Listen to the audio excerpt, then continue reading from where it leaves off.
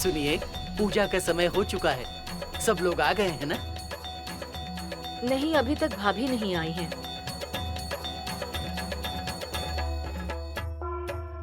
सासू माँ, जब आप आए तो हंसना चाहिए और आप न रहे तो रोना चाहिए। आपके होने से ही सब कुछ होना चाहिए क्या? हम कोई दरिद्र थोड़ी है जो ऐसा कर रहे हैं। ये बेकार की फिलॉसफी मुझे क्यों सुना रही हो? मुझे क्यों सुना रही हैं आप? कितनी आसानी से कह दिया आपने सासू माँ। अगर सुबह वॉकिंग पर जाते हो तो यहाँ आकर वॉक करने की जरूरत क्या होती है, बताइए। इस बेवकूफ को मेरी वॉकिंग और टेंशन में कोई फर्क ही नजर नहीं आता। ऐसे खड़े खड़े मुझे ऐसे क्या देख रही है सासू माँ? ज्यादा देर तक खड़े मत रहिए, पाँव में दर्द होगा। पुजारी जी, आप पूजा शुरू कीजिए। मेरी बहन नृत्य करने वाली है। पूजा खत्म होते ही मेरी बहन नृत्य करने वाली है। क्या? ये क्या होता है? अरे कस्सी, कोई कृत्य या शास्त्र नहीं, नृत्य की बात कर रही हूँ मैं। नृत्य मतलब डांस। पहले भी मैंने तुम्हें बताया था ना।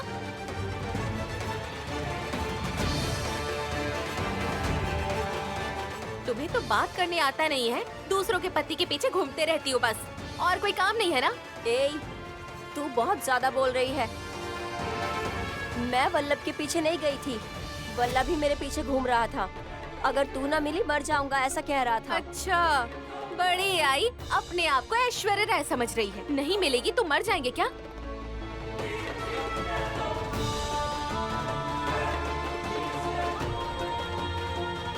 आईने में चेहरा देखा अपना? एक नंबर की बदसूरत लगती हो तुम। यकीन नहीं है तो जाकर आईने में देखो अपने चेहरे को, खुद को ही देखकर डर जाओगी तुम। अगर तू खूबसूरत होती और वल्लभ जैसा चाहता है ठीक वैसे रहती तो वो मेरे पीछे क्यों पड़ता? हाँ, सुनो कस्सी, शिवरात्रि के दिन मैं भगवान के सामने खड़े होकर बोल रही हूँ। शिवरात्रि के दिन मैं जो भी मांगूंगी वो मन्नत वो जरूर पूरी करेंगे। मुझे यकीन है, देख लेना तुम। हासनी दीदी, हम सब यहाँ पूजा करने आए हैं और आप दोनों झगड़ा कर रही हैं। शांत होके बैठ जाइए, पूजा करते हैं। नैनी, चलो बैठते हैं।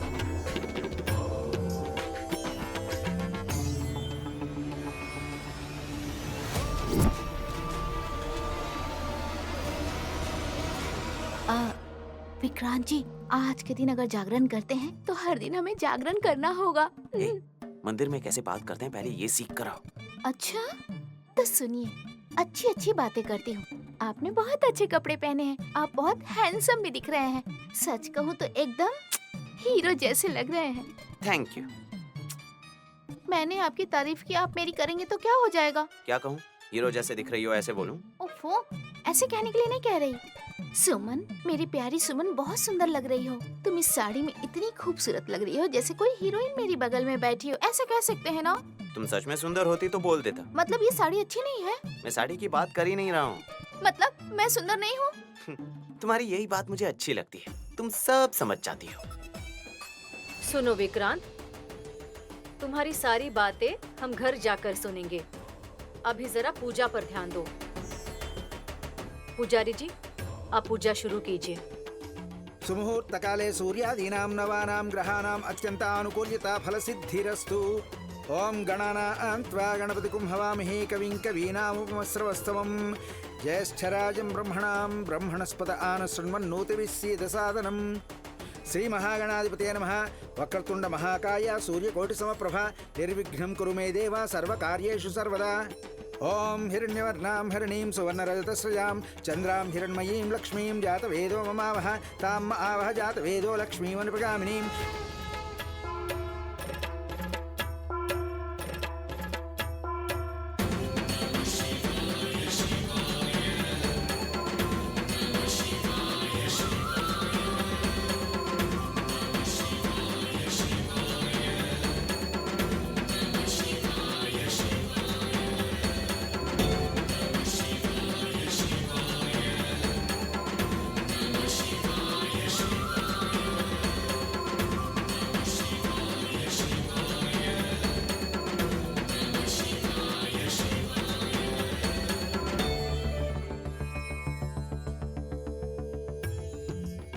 शिवरात्रि शिवरात्रि बोलकर पूरा घर सिर पर उठा रखा था। अब इसमें स्पेशल क्या है? पूरी रात क्लब और पब में जाने वाली को इसका महत्व कैसे पता होगा? शिवरात्रि के बारे में पूछ रही हो ना तुम? ओह, तुझे पता है क्या? अच्छा पता है तो मुझे अच्छे से एक्सप्लेन कर। अच्छा, मैं बताऊंगी ना तो समझ भी नहीं पाएगी। ये बात मेरी बहन समझाएगी। बहन, इसे बताओ। शिव पार्वती को अर्धनारीश्वर भी कहते हैं। शिव पार्वती सारे पति पत्नियों के लिए एक आदर्श है।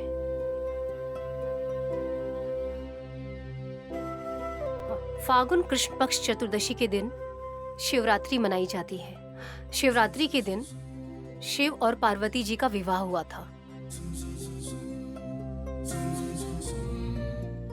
इसके अलावा इस दिन की एक और खास बात है। इसी दिन शिव लिंगाकार का उद्गमन हुआ था। शिव पुराण में इसका जिक्र है। महाप्रलय काल में जब समंदर अपने पूरे उफान पर था तो तब पार्वती जी ने प्रकृति को पूर्ण रूप में लाने के लिए शिव जी से प्रार्थना की और उनका ध्यान भी किया।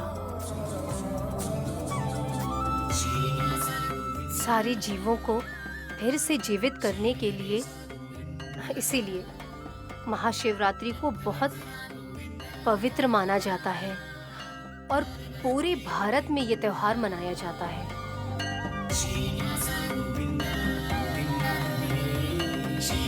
पार्वती देवी ने घोर तपस्या करके शिव जी को पति के रूप में प्राप्त किया। पार्वती जी की कठिन तपस्या देखकर वो उन पर मुग्ध हो गए और फिर उसके बाद उन्होंने अर्धनारीश्वर का रूप लिया। तो इस कथा से हमें ये सीख मिलती है कि पार्वती माँ ने शिव जी की धन और दौलत, यहाँ तक कि वो कहाँ रहते हैं, उससे उन्हें कोई फर्क नहीं पड़ता। ऐसे में पति और पत्नी के बीच चाहे कैसी भी परिस्थितियां आ जाएं, एक दूसरे का साथ हमेशा देना चाहिए।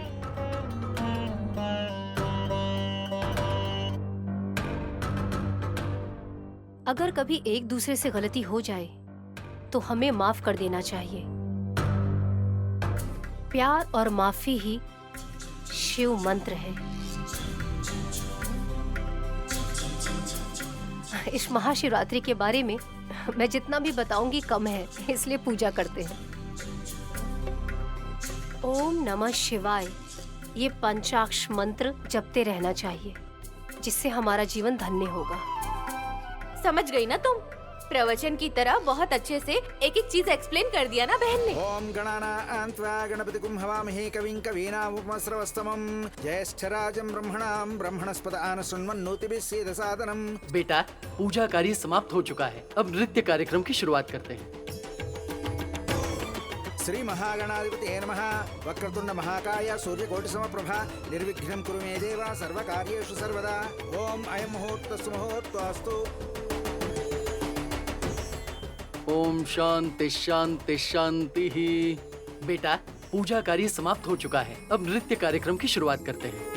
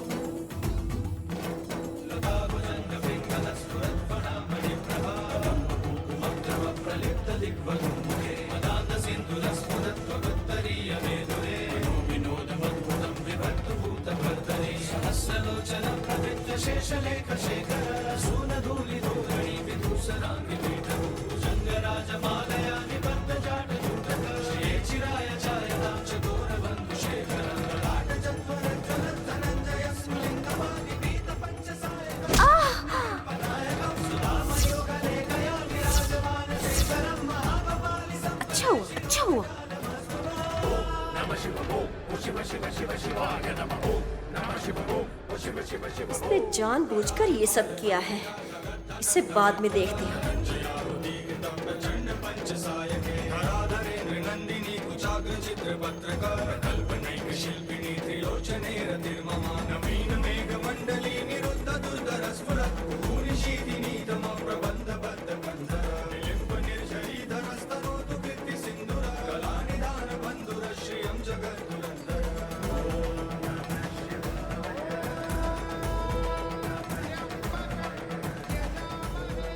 नैनी, नैनी,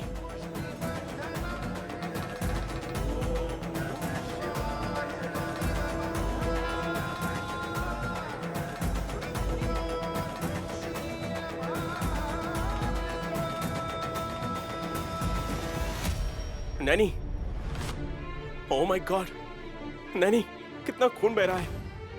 कहीं तुम्हें कुछ हो ना जाए। चलो हॉस्पिटल चलते हैं। साहब जी, सब कुछ ठीक करने के लिए साक्षात भगवान है ना।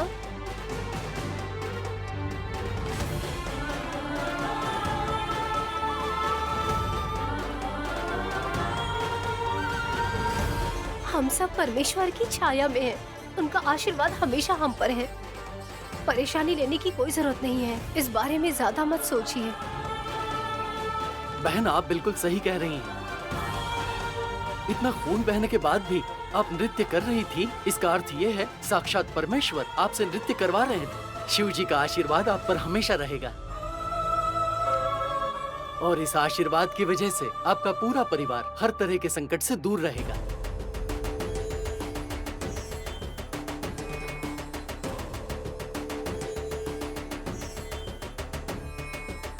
उठो नैनी।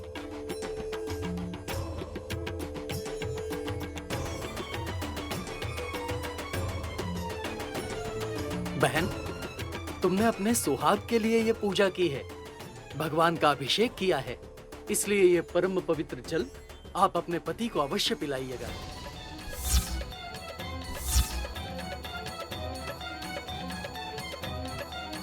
क्या हुआ भाभी, आप क्या सोच रही हैं? पवित्र जल लेने के लिए भैया मंदिर नहीं आए, ये सोच रही हैं? दिल पर पत्थर रखकर इस हकीकत को मान लीजिए। अब जरा मुझे ही देख लीजिए, मेरा पति यहाँ मेरे साथ है क्या भाभी? हाँ, जैसे आपके पति ने बहुत बड़ा तीर मार दिया। ए हासिनी, अपना मुंह बंद रखो। जब भी कोई बात करती हूँ तो बीच में टोक देती हो तुम। विशाल अकेले ही पवित्र जल पिएगा ऐसा सोच रही थी, लेकिन अब तो मेरे बेटे को भी पीना पड़ेगा ऐसा लग रहा है। अरे अब क्या करूं मैं? आंटी, वल्लभ कहाँ है? क्यों? क्योंकि पुजारी जी पवित्र जल पीने के लिए पूछ रहे हैं, इसीलिए। ए कसिका कुमारी, मेरे पति ठीक रहे उसके लिए मुझे व्रत करना होगा। वो तुम्हारा पति है, ऐसे क्यों जता रही हो सबके सामने? अपना मुंह ना तुम बंद ही रखो। आ रही हो बड़ी मटक मटक के बोलने वाली, अपना मुंह ना बंद ही रखो। पंडित जी, आपने जैसा कहा मैं बिल्कुल वैसे ही करूंगी, ताकि अगले शिवरात्रि तक हमारी सारी कठिनाइयाँ दूर हो जाए। भगवान शंकर से मैं यही प्रार्थना करती हूँ। ठीक है बहन। सुमन, मैं जानती हूँ तुम चाहती हो तुम्हारा पति तुमसे प्यार करे, और मैं चाहती हूँ मेरे पति किसी और से प्यार न करे। देखा जाए तो हम दोनों की समस्या एक जैसी है।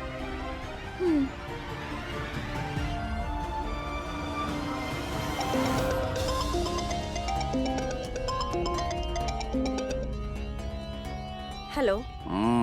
तू बदल गई क्या? कौन बोल रहा है? तेरे बदल जाने से तेरे हालात बदल जाएंगे ऐसा सोचा क्या? शेर के सामने साधु हो या शैतान फर्क नहीं पड़ता। शेर बदल गया ऐसा फोन करने की वजह क्या है वो बोलो, बकवास मत करो। तू जहाँ रहती है वहाँ से डीजे का साउंड आना चाहिए, लेकिन मंदिर के घंटे की आवाज आ रही है, ऐसा क्यों? मुझे मंदिर पसंद नहीं, फिर भी तुम्हारा प्लान सक्सेस करने के लिए मैं यहाँ आई हूँ। मेरा प्लान है इन सबको हरा देना। मैं अच्छी हूँ, ये यकीन दिलाने के लिए मैं यहाँ आई हूँ। एक बार इन सबको मुझ पर भरोसा हो जाए, उसके बाद इन सबको मजा चखाऊंगी। हमारा स्केच प्रोग्राम में लाने से पहले ही यहाँ 2-3 स्केच पहले से प्लान में लग रहे हैं। हमारे हाथ मैले ना होते हुए कुछ ना कुछ काम बन ही रहा है। उनके प्लान के साथ साथ अगर हम अपने प्लान पे भी इसी तरह काम करते रहें तो तुम्हें जो काम करना है वो जल्दी खत्म हो जाएगा। फिलहाल मैं उसी काम में हूँ।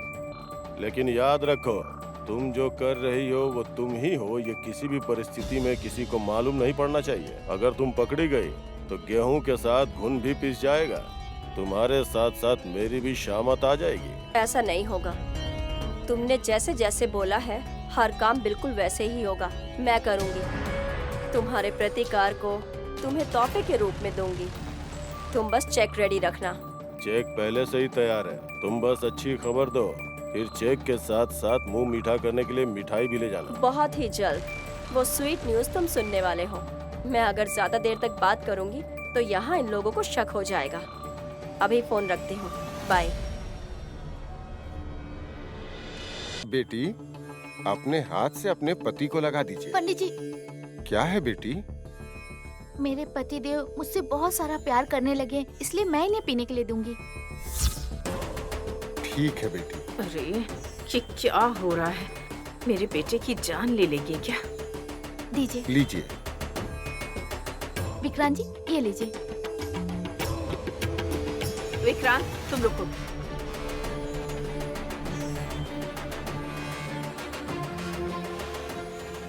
क्या हुआ माँ जी, आप रोक क्यों रही हैं? अपने पति का मन बदलने के लिए मैं तड़प रही हूँ और आप रोक रही हैं। तुम इतनी जल्दबाजी क्यों करती हो? कुछ भी करो तो नियम और शास्त्र के अनुसार ही करना चाहिए। हाँ, मतलब? मैं कह रही हूँ फिर भी मतलब पूछ रही हो तुम। शास्त्र के हिसाब से पहले बड़े मतलब विशाल से शुरुआत होनी चाहिए। तुम अपनी जल्दबाजी से सारे विधि नियम मिट्टी में मिला रही हो। बेटी नैनी, तुम अपने हाथों से विशाल को दो। ठीक है सासू माँ।